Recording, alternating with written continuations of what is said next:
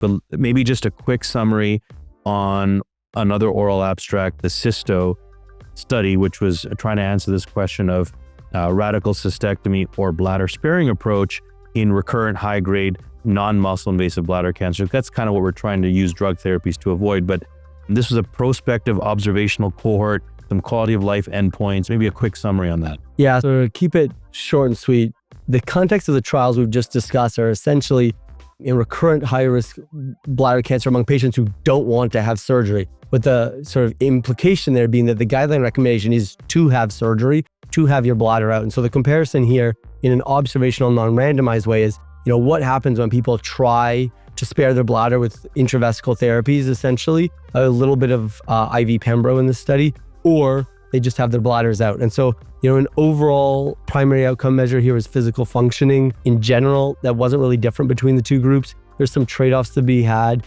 If you have surgery, your balanced sexual function takes a bit of a hit.